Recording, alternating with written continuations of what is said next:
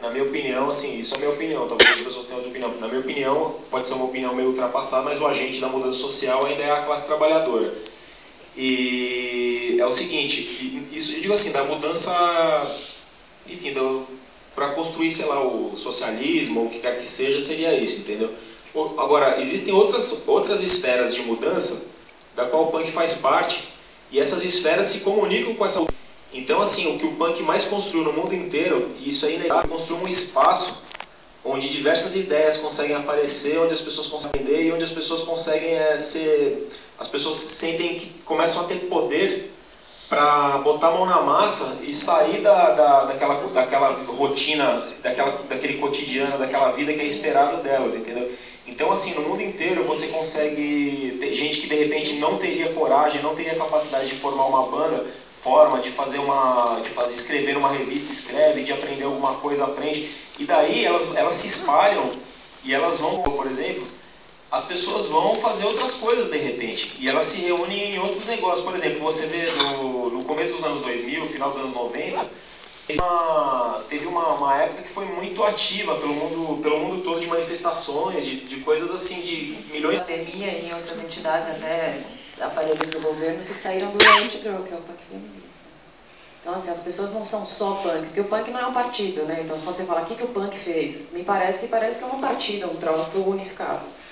Mas ele compõe pessoas, né? Então, assim, eu sou punk, sou feminista, sou Riot Girl, mas eu sou outra coisa também. Eu sou uma ativista feminista dentro de uma entidade, de outras entidades e tal.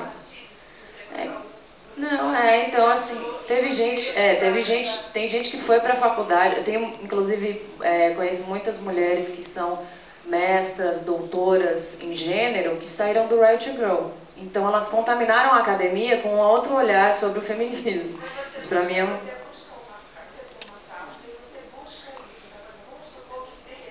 Posso fazer uma questão? Não é uma fala.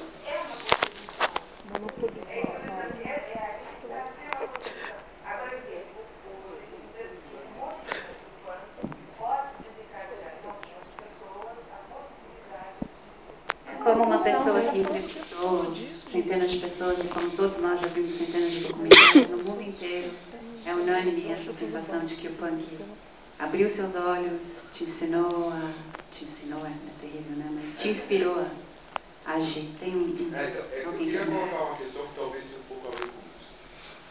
Talvez seja equivocado, mas a gente nunca viveu embora com democracia, enfim, a gente nunca viveu uma época tão conservadora, do meu ponto de vista. E um dos traços desse conservadorismo é uma ideia de que tudo deve ser melhorado. Então, a periferia é ruim, a gente precisa melhorar um pouquinho mais a periferia. Então, destrói o planeta, então nós temos que melhorar um pouquinho mais as condições das empresas que poluem. Né? A condição das mulheres é ruim, a violência é aviltante, então temos que criar alguns direitos ou mecanismos para melhorar. O punk, e aí eu gostaria de ouvir tanto Pedro, quanto Elisa, quanto Ariel, quanto Tina sobre isso. O punk me parece que não é um veículo, não é uma escola, não é ONG, não é igreja. Gostei muito da definição da Ariel, não é um estilo de vida, é a própria existência que se faz em torno disso. E aí eu queria ouvir um pouco de vocês, como que vocês veem esse tempo de hoje diante do punk, né? Na medida em que me parece um tempo que pode ser caracterizado pelo bom mocismo, um bom mocismo bem canalha, mas um bom mocismo, e que o punk não tem nada a ver com bom mocismo. Entendeu? O punk tem a ver com destruir, tem a ver com revolta, tem a ver com cuspir na cara, tem a ver com desafiar mesmo essa sociedade que cai de podre há anos, né? E os punks me parecem os únicos que dizem isso com todas as letras, sem nenhum senão, porque tudo, se você pegar o discurso de rap, você pegar o discurso de partido, todo mundo diz assim, é ruim, mas é possível melhorar. Não, o punk é assim, destroy, não há futuro, só existe agora. E eu quero agora. E nesse sentido, só para terminar, gostei muito de você falando, Elisa, no vídeo, né? Que eu acho que tem isso mesmo. Vale o quanto ele produz de transformação. E não é pouca coisa transformar você mesmo. Quem passou por isso e quem tem que hoje enfrentar uma vida em N atividades que traz isso em si, do punk, enfim, sabe muito bem que transformar a você é também uma ação política. E que não tem nada a ver com melhorar a vida de ninguém, muito pelo contrário. Então, Pois assim... Muda discurso completamente, porque assim, eu mudo o mundo. Eu acho que agora quando ele fala isso, muda assim. Quando eu mudo... Eu não mudo o mundo, eu mudo a mim Quando mesmo. eu mudo, o mundo muda. Eu quero que o mundo se exploda. Porque não está aqui para adorar a pílula, sabe? A gente não quer reforma. A gente quer destruir o conceito de sociedade. E isso não é assim, pedindo para dar agasalho para a pessoa que mora na rua. Isso é assistencialismo, sabe? A gente não pensa em assistencialismo. A gente não pensa em reformar porra nenhuma. A gente quer destruir esse conceito de sociedade. Por exemplo, quando se fala em ONG, por que o punk não tem interesse em montar ONG nem nada? E você está fazendo o papel dos caras. É isso que eles querem que a juventude faça hoje em dia. Faça o papel deles. Quando eles dão até certos incentivos culturais, eles querem que você trabalhe para eles barato. Sabe? E o punk mostrou uma nova forma de conduta. Sabe? A gente monta os nossos espaços, sabe? A gente toca o nosso som, não do jeito que eles querem, do jeito que a gente acha que tem que ser. A gente não quer reformar nada, eu já disse. Como, por exemplo, por que o punk nunca tem uma assistência cultural ou não se é permitido montar nada? Por quê? Primeiro, o punk não vota. O punk não faz o papel dos caras. Por exemplo, diferente do hip hop. Todos os incentivos culturais são direcionados para a periferia, se falando em hip hop. Olha, eu participei de um mapa cultural de juventude, foi feito no Pedal da Lapa, discussões, um mapeamento da juventude, foi logo quando você fez 2002, 2003. Na periferia, todo mundo acha que tem o quê? Todo lugar é hip hop, né? Por isso que eles incentivam o hip hop, né? Por quê? Porque o jovem da periferia é hip hop. Mentira. O que tinha lá era assim, tinha samba, tinha rock, bastante rock na periferia, só que isso não é divulgado, porque não é interessante. Porque o jovem que curte rock é rebelde. O punk é mais ainda, é o extremo da rebeldia. Por isso que não tem nenhum incentivo. E isso leva a nós fazermos nós mesmos, sabe? Então, a gente nunca vai estar dando assistência para esse governo. A gente vai estar sempre indo contra. E isso é o grande valor do funk, sabe? Ir contra. Por exemplo, se existem prédios numa cidade, como a gente estava conversando agora há pouco, muitos prédios são grafitados, deixam bonito, sabe? Então todo mundo que passa ali fala, poxa, como essa cidade está bonita, ela está grafitada. Então o nosso prédio será aquele que está pichado, que está completamente deteriorado, cinza, como a gente, sabe? Por quê? Porque a gente não quer mostrar beleza nenhuma. Não existe beleza nenhuma. Então, sabe, assistencialismo, mudar o mundo, isso, a coisa não parte da gente. Ninguém vai fazer isso. Você quer mudar o mundo? Você não vai conseguir mudar o mundo. Ninguém vai conseguir mudar o mundo. Sabe, as pessoas mudam o mundo. Em geral, o punk é apenas um instrumento. É a forma como eu entendo que eu vou continuar uma luta que eu comecei há muito tempo atrás e não vou abandonar.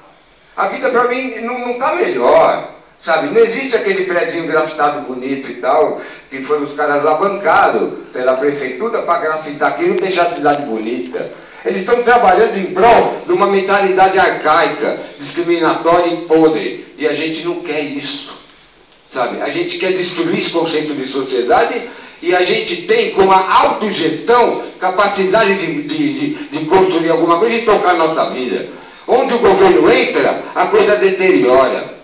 Onde entra a iniciativa de produtores, a coisa melhora com certeza.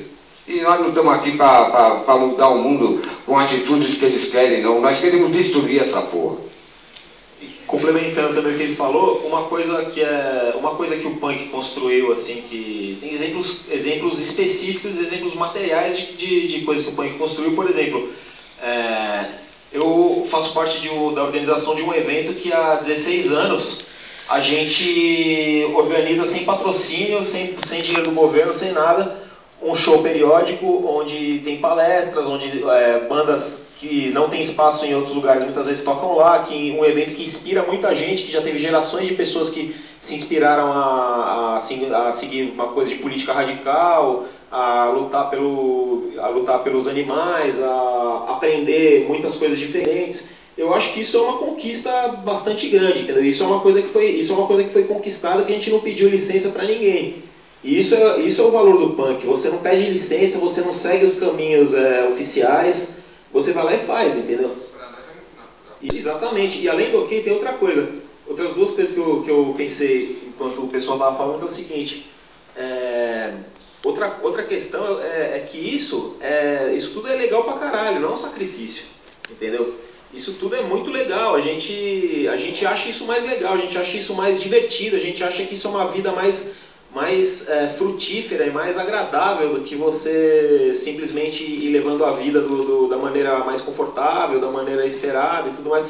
Não é uma coisa que a gente tá se matando, não é uma... Enfim, ninguém é um herói, ninguém é um mártir de nada, entendeu? A gente constrói essa cultura porque isso, em grande parte, é um reflexo de como a gente gostaria que a cultura em geral fosse. Só que a gente faz o possível para ter isso agora já e para, tipo, de repente, ver o que é possível para o futuro também. E outra coisa, o punk não é uma coisa messiânica, que a gente acha que a gente vai dar o caminho para todo mundo, que a gente tem uma receita, não sei o quê. Não que você não possa acreditar em alguma receita ou outra, mas assim, não é o punk que vai oferecer. Só que o punk, em grande parte, é uma expressão de um descontentamento, é uma expressão de uma contradição que a nossa sociedade como um todo produz continuamente. E não é a única expressão, mas é uma delas, entendeu? Então, assim, como eu falei antes, a gente não é nossa responsabilidade de mudar o mundo, ou mesmo de repente mudar coisas específicas como as que o Ariel falou. A questão é que a gente é uma expressão de uma revolta, de um descontentamento, de uma contradição produzida pela sociedade que a gente vive, que é cheia dessa problemática, e de várias maneiras diferentes. A gente tem super pouco tempo, então vamos agora só tentar passar um pouquinho, tentar encurtar.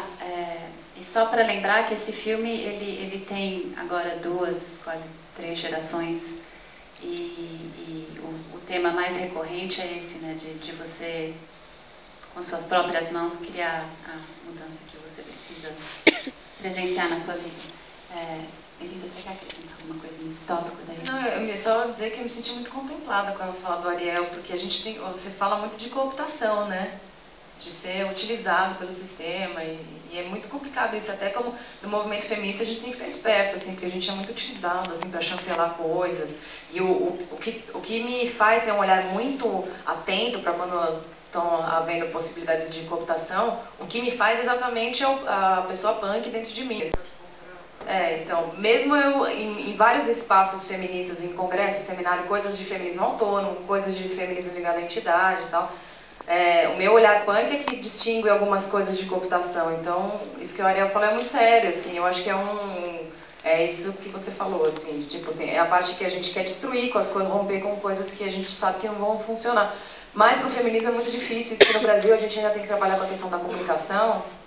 E a gente, no caso do aborto, por exemplo, a gente tem que falar de saúde da mulher, né? A gente não pode falar que é uma punição para a mulher que faz sexo, por exemplo. Então a gente está um pé aqui e outro lá, é super complicado, assim, porque o patriarcado é um negócio difícil. Então eu tento injetar no meu ativismo feminista a minha parte right girl feminista punk mesmo, assim. Eu acho que dá muito certo, assim, porque eu acho que é o que faz uma luta mais completa, são experiências diferentes, né?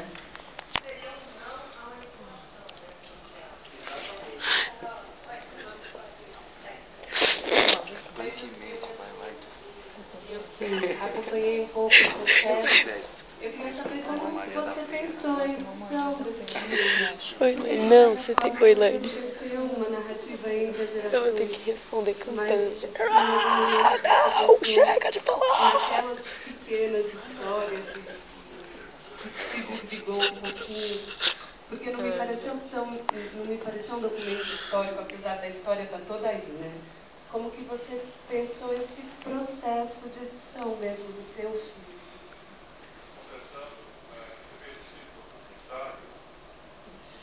Você não pôs de bem.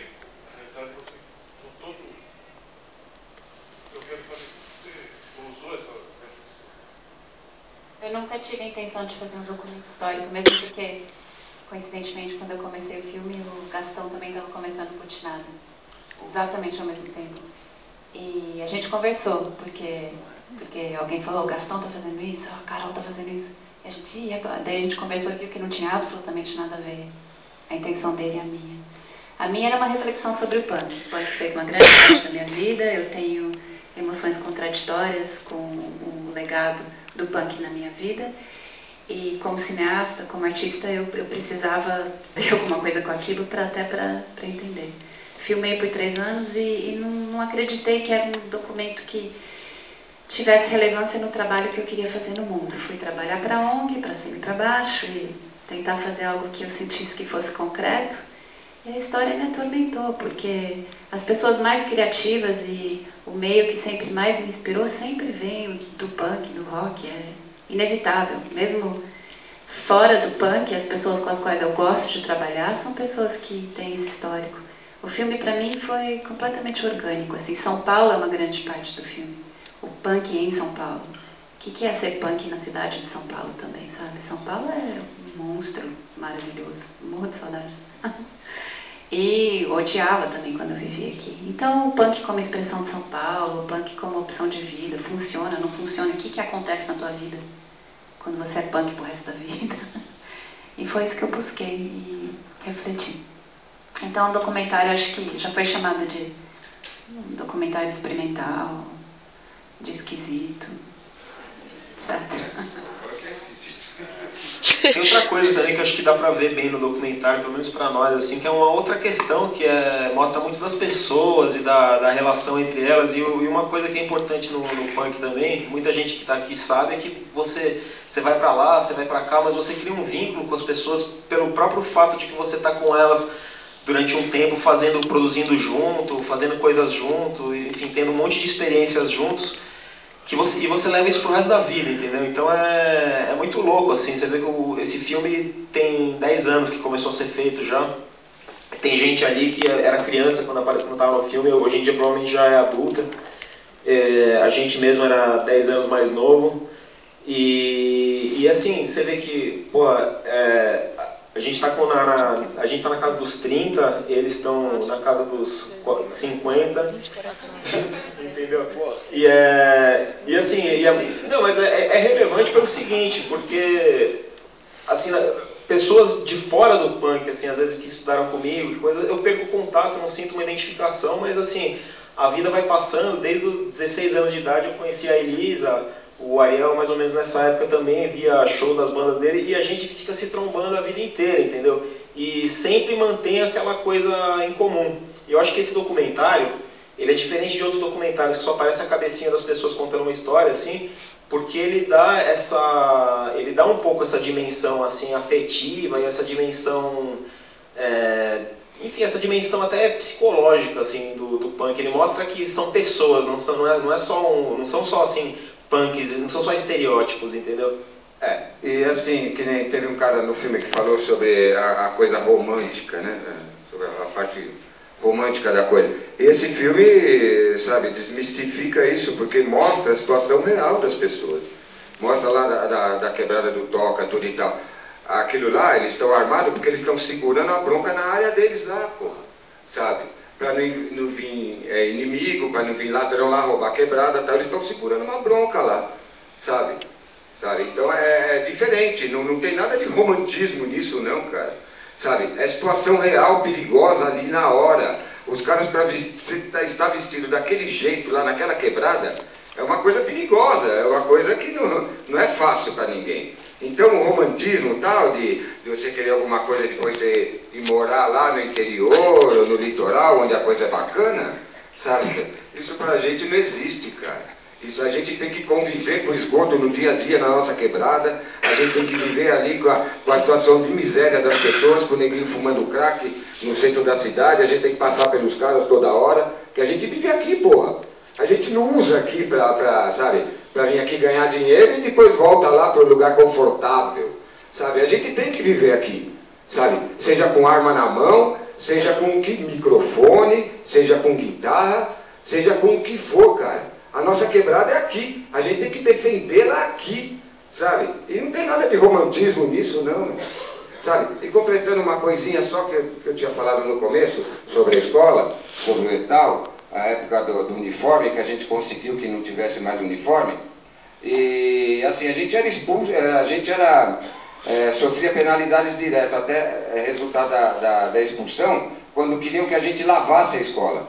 Alunos já marmanjo, que tinha que chegar à noite, cansado do trabalho, queriam que a gente lavasse a nossa sala de aula. Então entregavam, ao invés de livros, canetas para a gente, queriam entregar rodo, vassoura e balde para a gente lavar a classe. Pô, a gente pegou, começou a chutar todos os baldes, quebrar as vassouras e cuspir na lousa todinha. Isso é uma atitude punk que reverteu na nossa expulsão dessa escola. Um tempo atrás, um tempo depois, quer dizer, no ano seguinte, os professores estavam em greve, né?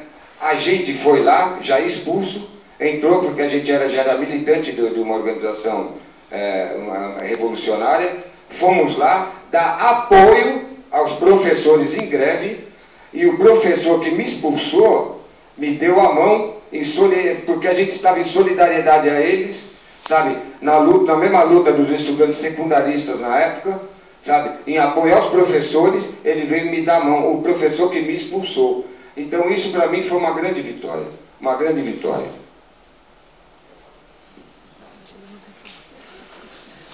Sim, fala mais sobre esse moralismo dos homens punks,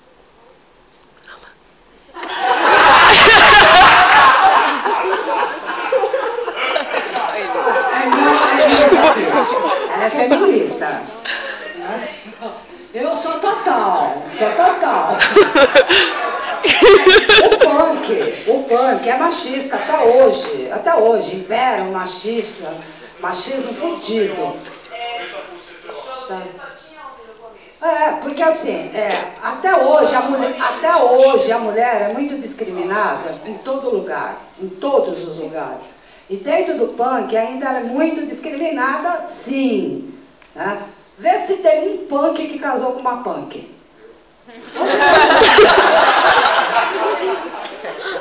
Mas, ó, aqui tem alguns punks aqui. Pode falar, não tem. Sim, ou se casa com uma punk, vão ser careta, vão usar a aliancinha de ouro no dedo, né? Então, assim, apesar da gente viver num país machista, né? Somos ainda, né? Mas o punk ainda tem muito ainda que caminhar ainda para ser liberal com as mulheres. É do mundo inteiro, na verdade. Né? Do mundo inteiro. Inglês. Eu também acho, mas está difícil. Não tem. Em relação à música dentro do punk, quantas bandas femininas tem? Alguém fala? Quantas tem? Eu não sei material hoje, mas tem muita no Brasil. Mas é que elas não duram muito tempo. É que tem umas que foram cantar assim. Agora, eu sou homem, eu sou um suspeito para falar, evidentemente. Então não fale.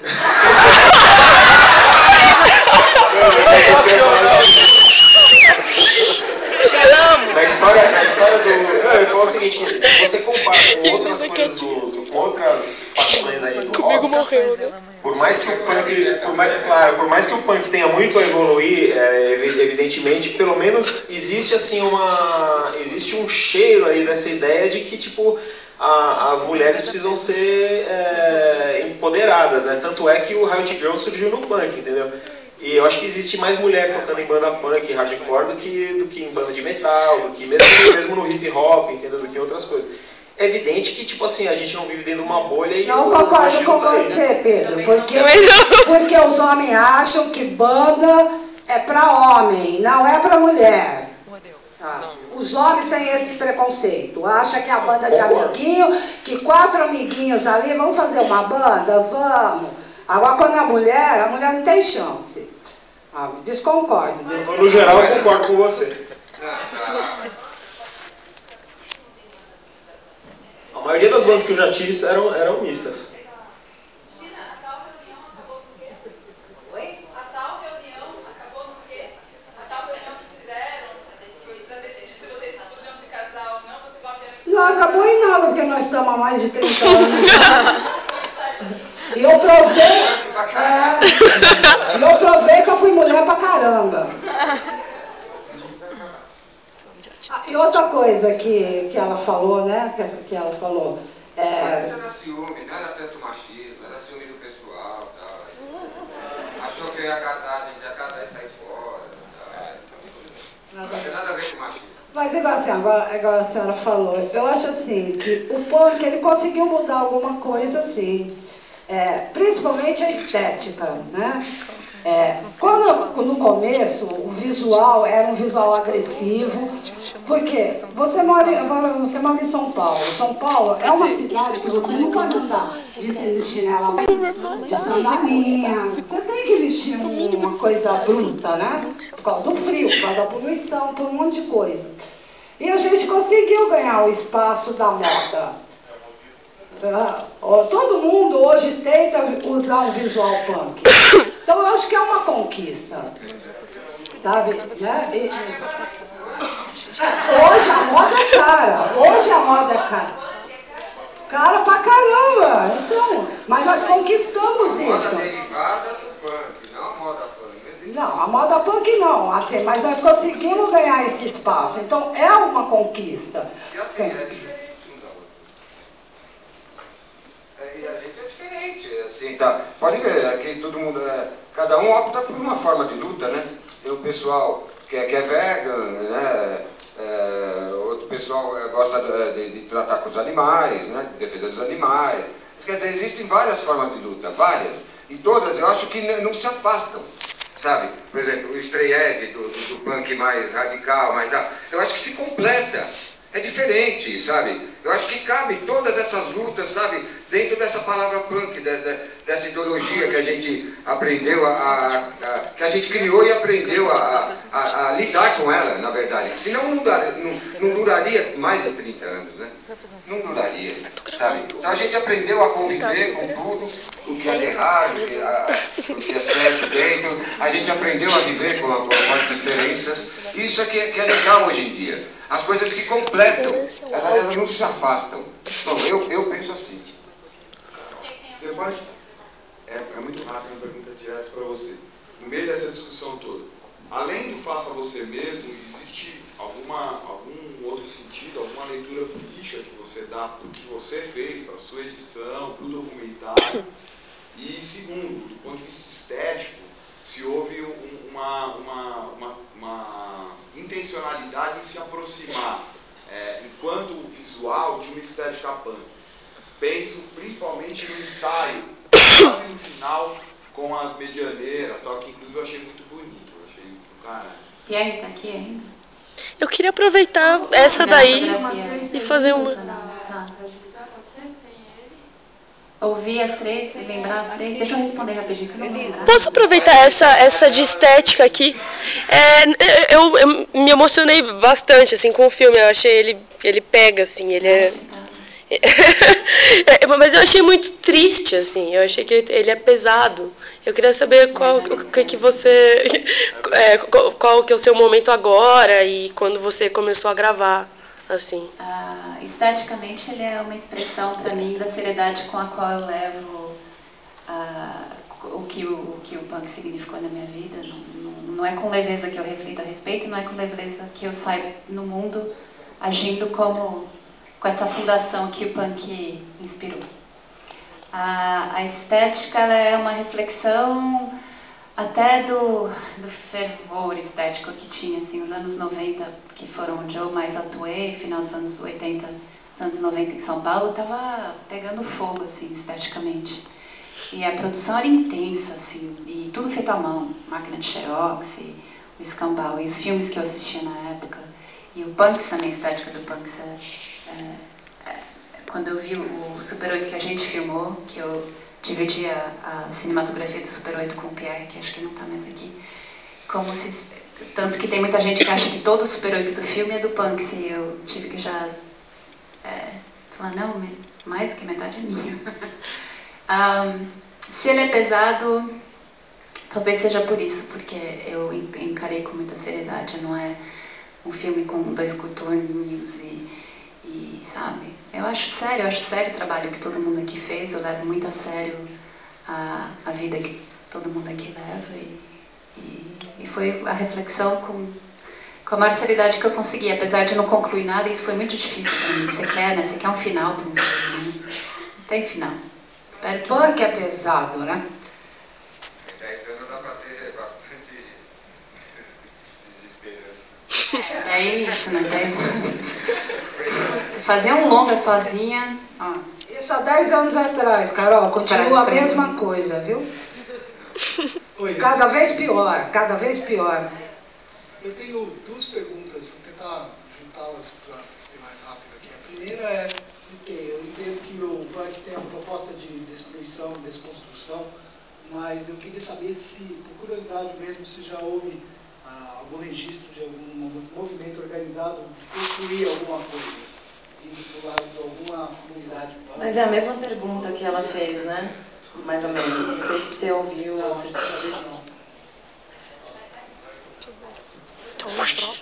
Eu queria falar assim, que, tipo, essa questão da destruição, ela é o outro lado da moeda de uma construção, porque é uma destruição para você construir alguma coisa melhor, entendeu?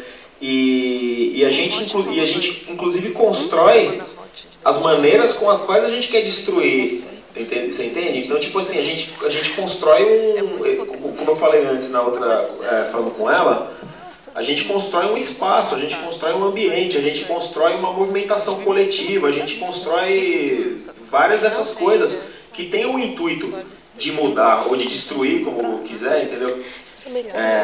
E isso é altamente construtivo, é uma questão dialética, você destrói para construir, é uma mudança que vai acontecendo sempre, entendeu? As coisas trazem dentro de si o germe da sua própria destruição, e a gente acelera de repente essa destruição, mas é para começar outra coisa em seguida, entendeu?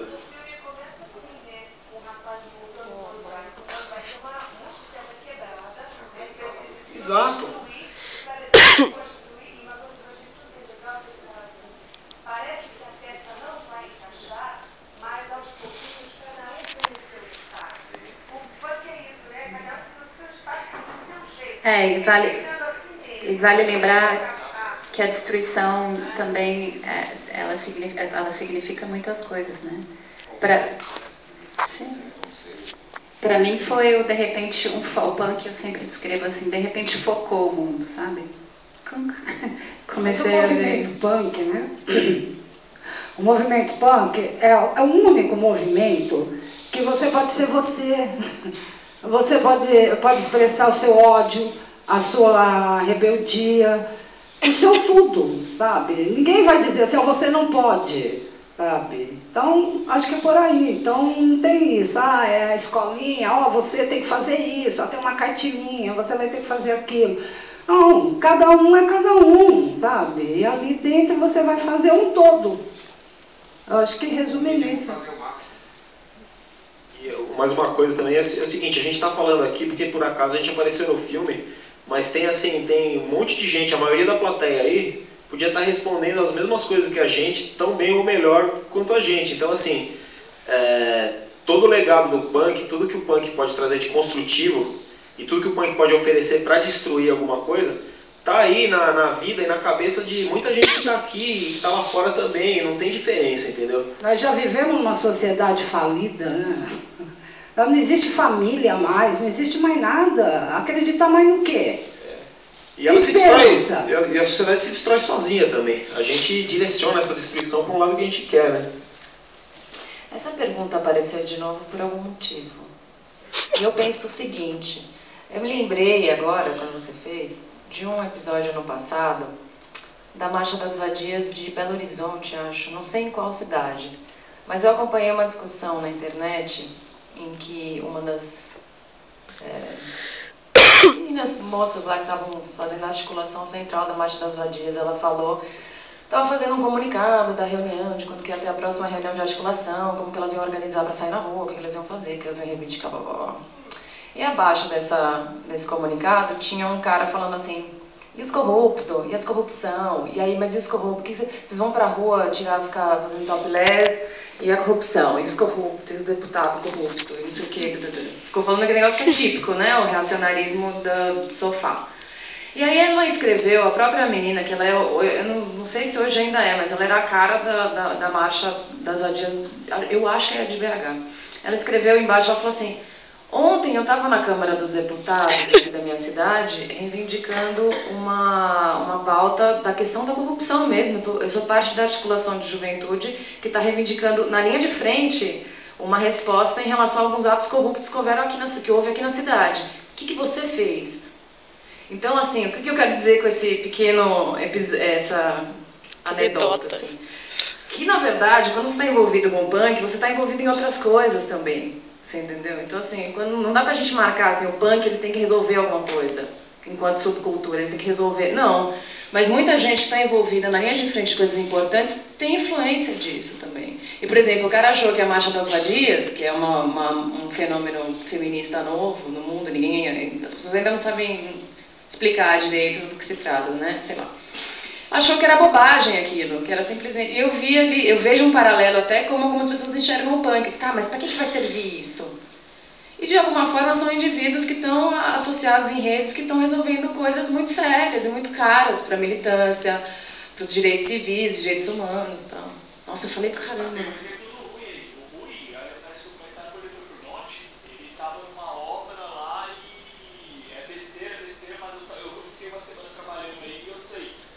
Tinha ar-condicionado, tinha coisa para 3.000 peões lá e não tinha ar-condicionado no alojamento. E o Rui fez a obra lotar e até nos atos lá, porque gerou depois a revolta do Giral lá. Destruíram os escritórios tudo e parou a obra por um ano. Cobriram com a obra. Desencadeou uma revolta trabalhista lá. Não, ela vai falar que desencadeou a baderna. Depredação. Inclusive eu tava no ato contando a marcha da corrupção no Paulista. Que tava falando. E é só empenhado, né? Direitinho.